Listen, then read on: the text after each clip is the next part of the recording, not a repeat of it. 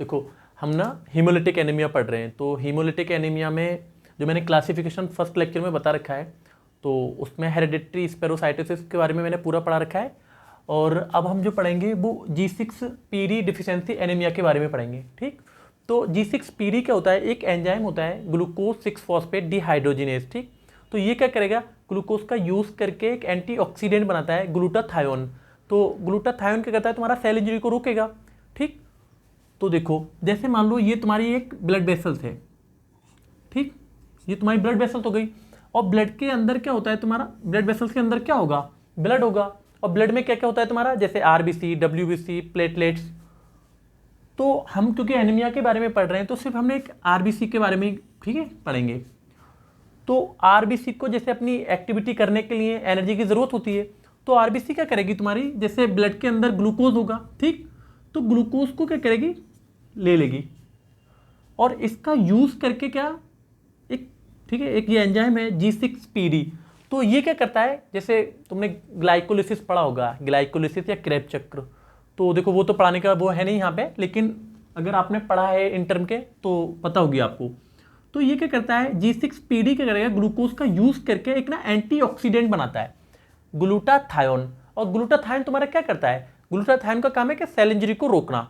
ठीक, तो देखो जैसे तुम्हारी आरबीसी ने क्या करा, ग्लूकोज का यूज किया और इस एंजाइम की, यानी कि इस एंजाइम की सहायता से ग्लूटाथायोन का फॉर्मेशन कर दिया। और ग्लूटाथायोन क्या है तुम्हारा, एक एंटीऑक्सीडेंट है जो कि तुम्हारे सेल इंजरी को रोकता है। अब मान लो G6PD की क्या है, डिफिशियंसी है, मतलब इसका फॉर्मेशन क्या हो रहा है, कम हो रहा है। तो जब इसका फॉर्मेशन कम है तो, और इसी की सहायता से क्या होता है, ग्लूटाथायोन का फॉर्मेशन होता है, तो ग्लूटाथायोन कम होगा। और जब ग्लूटाथायोन का फॉर्मेशन कम होगा तो क्या होगा, ये तुम्हारा सेल इंजरी को नहीं रोक पाएगा। ठीक, तो ये तो तुम्हारा क्या हो गया, इंट्रोडक्शन था।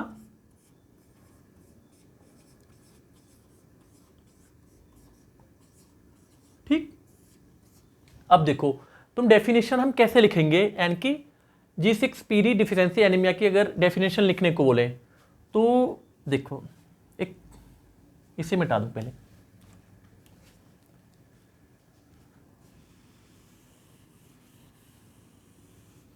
देखो जैसे मान लो G6PD की कमी है, ठीक, तो क्या करेगा, G6PD की जब कमी होगी तो ग्लूटाथायोन का फॉर्मेशन भी क्या होगा, कम होगा। तो अब ग्लूटाथायोन का काम क्या है, ग्लूटाथायोन का काम है यानी कि सुरक्षा प्रदान करना, ठीक है, सेल इंजरी को रोकना। अब इसकी अनुपस्थिति में क्या होगा, कोई भी माइक्रो ऑर्गेनिज्म, मान लो माइक्रो ऑर्गेनिज्म है या कोई ऐसी ड्रग्स, माइक्रो ऑर्गेनिज्म मान लो जैसे प्लाज्मोडियम है, तुमने जब मलेरिया का मैंने लेक्चर पढ़ा रखा है, पढ़ ले वहां से। तो माइक्रो ऑर्गेनिज्म में जैसे प्लाज्मोडियम क्या होता है, आरबीसी के अंदर घुस जाता है। अब सपोज मान लो अगर ये ग्लूटाथायोन नहीं होगा क्योंकि ये सुरक्षा प्रदान करता है, या फिर जैसे कोई ड्रग्स है, जैसे क्लोरोक्विन आप देते हैं जो प्लाज्मोड यानी कि मलेरिया जब हो जाता है तब, तो क्या होगा, ये माइक्रो ऑर्गेनिज्म या ड्रग्स इसके अंदर एंटर कर जाएगा जब ग्लूटाथायोन नहीं होगा।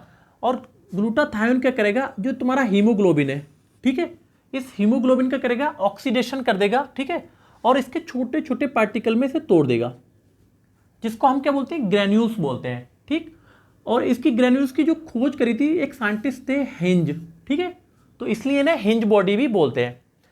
अब देखो तुम डेफिनेशन कैसे लिखोगे,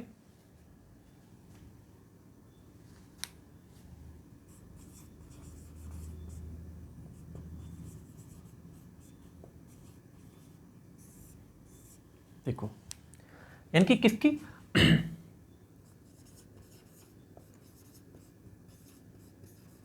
जन्म से क्या है, G6PD की क्या है, डिफिशियंसी, G6PD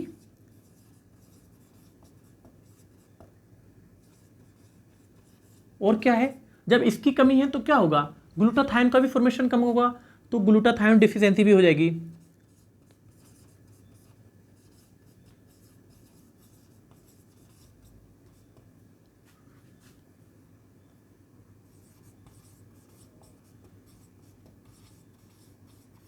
ठीक, तो इससे क्या होगा, अब देखो जैसे ग्लूटाथायोन की कमी है तो क्या होगा, ये क्या करता था, सेल इंजरी को रोकता था। अब क्या होगा, जब कमी है तो सेल इंजरी होगी, यानी कि हीमोलिसिस होगी, हीमोलिसिस मतलब आरबीसी टूटेगी या तो एक्स्ट्रा वेसिकुलर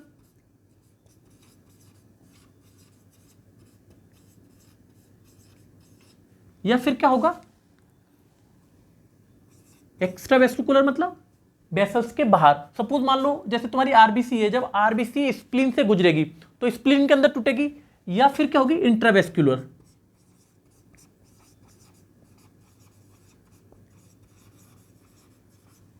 ठीक, एक तो ये हो गया। और फिर या मान लो जैसे तुम्हारा ये है ग्लूटाथायोन, तो रिड्यूस ग्लूटाथायोन,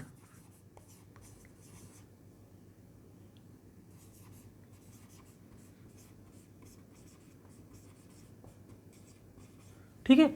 अगर ग्लूटाथायोन क्या हो गया, कम हो गया, तो इसकी वजह से क्या होगा, देखो यहां पे देख लो, ड्यू टू एन की जैसे ग्लूटाथायोन का कम है मतलब तुम्हारे शरीर में या बिल्कुल नहीं है, तो ड्यू टू माइक्रो ऑर्गेनिज्म,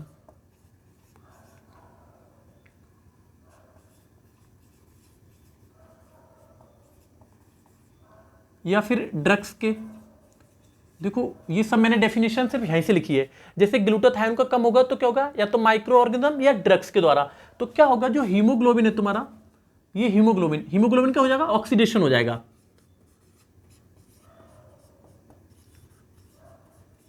ठीक, जब हीमोग्लोबिन का ऑक्सीडेशन हो जाएगा तो क्या होगा, ये छोटे छोटे पार्टिकल्स में टूट जाएगा, जिसको हम क्या बोलते हैं, ग्रेन्यूल्स बोलते हैं।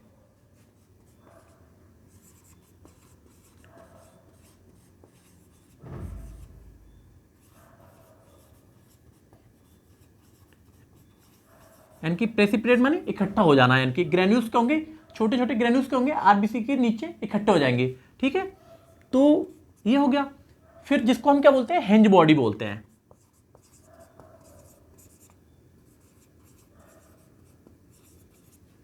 अब देखो ऐसी आरबीसी जिसके अंदर हिंज बॉडी है उसको हम क्या बोलते हैं, बेसोफिलिक स्टिपलिंग।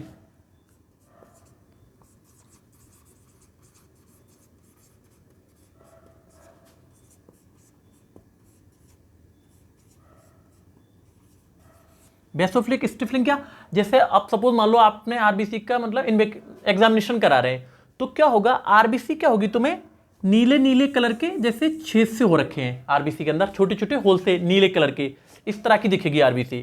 ठीक है, तो इसे आप छापें।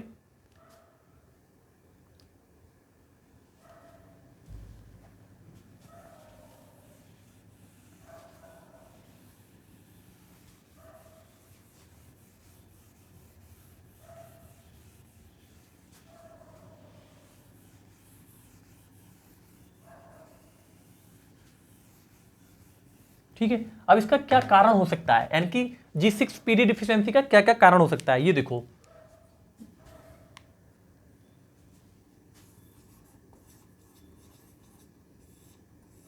ठीक, तो देखो जैसे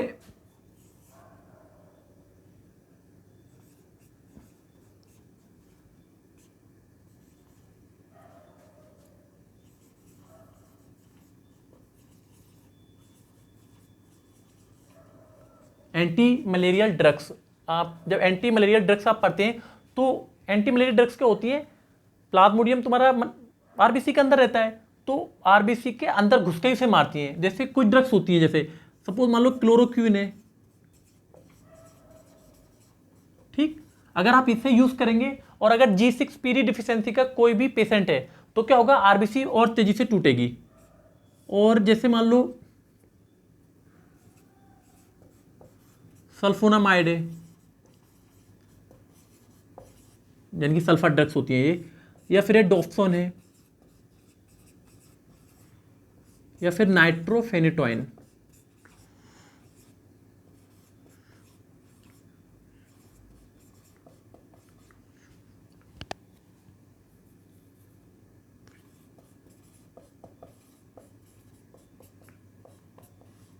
ठीक, ये हो गया। या माइक्रो ऑर्गेनिज्म,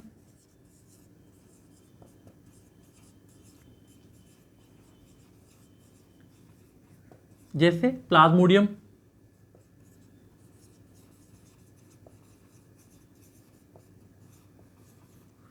और जैसे डाइट,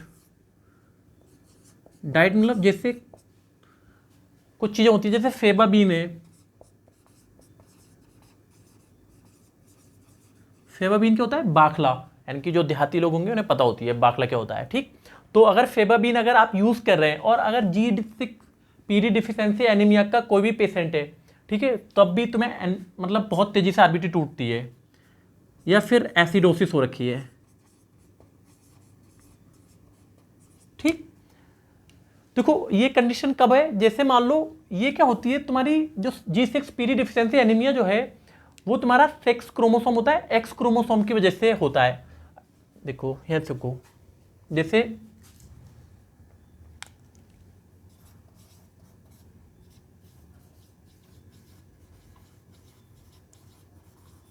यानी कि सेक्स क्रोमोसोम के जो होता है एक्स क्रोमोसोम,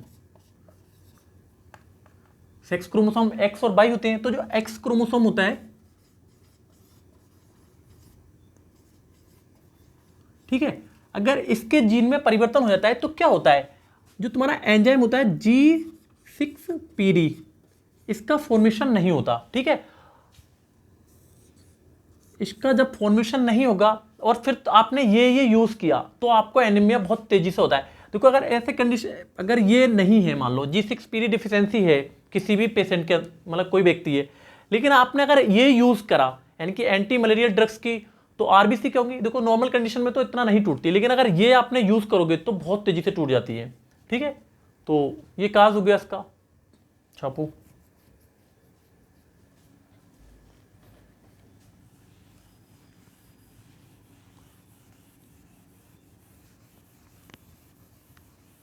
अब देखो पैथोफिजियोलॉजी देखो इसकी क्या हो सकती है।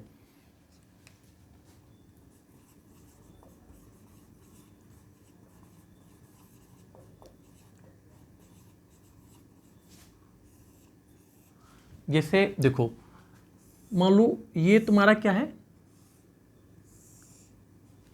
बॉन, ठीक है, ये तुम्हारी कोई बॉन है, ठीक। और इसके अंदर ये क्या है, ये वाला बोन मैरो, ये वाला तो भाग है बोन का, ठीक है, और ये वाला है बोन मैरो का। अब बोन के अंदर कोई सेल है, सपोज मान लो ये हिमेटोपोइटिक स्टेम सेल है, ठीक। तो हर एक सेल के अंदर न्यूक्लियस होता है और न्यूक्लियस के अंदर क्या होते हैं, तुम्हारे क्रोमोसोम होते हैं, तो ठीक है। जैसे मान लो ये तुम्हारी हिमेटोपोइटिक स्टेम सेल है, ठीक। तो इसके अंदर क्रोमोसोम होंगे, तो दो क्रोमोसोम तो तुम्हारे दो प्रकार के होते हैं, एक तो तुम्हारे होते हैं ऑटोसोम होते हैं, ठीक, और एक होते हैं सेक्स क्रोमोसोम। तो सेक्स क्रोमोसोम तुम्हारे दो प्रकार के होंगे, एक तो XX होगा, ठीक, या फिर होगा XY, ठीक। तो जो मतलब जीन में जो परिवर्तन हो रखा है वो ना X पे होता है, यहाँ पे यानी कि X वाले क्रोमोसोम पे, ठीक। अब X क्रोमोसोम में क्या हो गया, परिवर्तन हो गया, और अब जो आरबीसी बनेगी, ठीक, तो उसमें क्या होगा, G6PD की डिफिशियंसी होगी, ठीक है। तो G6PD की अगर मान लो डिफिशियंसी है किसी आरबीसी के अंदर, तो वो आरबीसी तुम्हें किस तरह की दिखेगी, उसके अंदर तुम्हें इस तरह से, जो मैंने बताया था ग्रेन्यूल्स होते हैं, ठीक है, इस तरह के नीले नीले छेद से लगेंगे आपको, यानी कि दिखेगा नीले नीले कोई डॉट से हैं। तो इस टाइप की जो आरबीसी होती है उसे बेसोफिलिक स्ट्रिपलिंग बोलते हैं,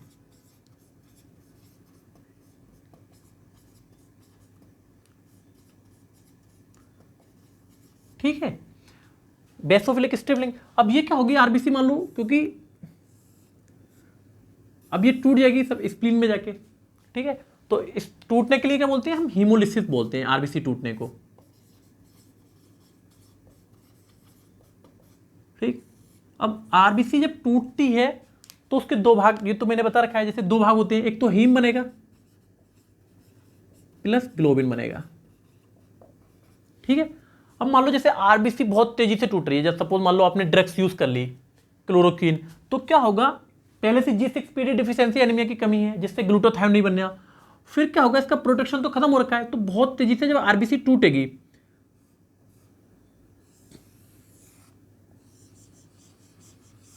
तो ये क्या होगा, जैसे टूटी तो ये किडनी से जाके छनेगी, जाहिर सी बात है। तो जब किडनी से जो यूरिन निकलेगा तो उससे क्या बोलेंगे,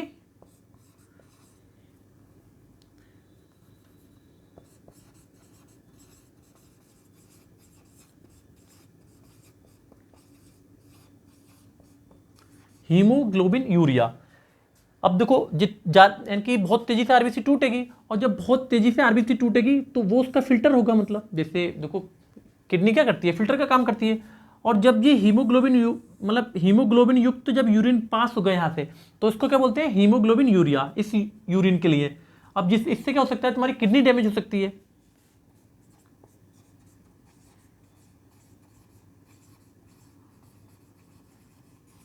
ठीक, पता चल गया। यानी कि क्या होता है, जो तुम्हारे एक्स क्रोमोसोम में जीन में डिफेक्ट हो जाता है, जिससे क्या होता है, G6PD की फॉर्मेशन नहीं होता। तो ये तुम्हारी पैथोफिजियोलॉजी हो गई। ठीक है, एक चीज ठीक है, देखो आज का लेक्चर हम यहीं खत्म कर रहे हैं। कल हम इसके क्लिनिकल फीचर और एग्जामिनेशन पढ़ेंगे, यानी कि G6PD डिफिशियंसी एनीमिया का, और हो सके तो ट्रीटमेंट भी पढ़ेंगे। ठीक है, तो अगर वीडियो अच्छी लगी है तो प्लीज़ लाइक करें और सब्सक्राइब करें चैनल के लिए। Thank you.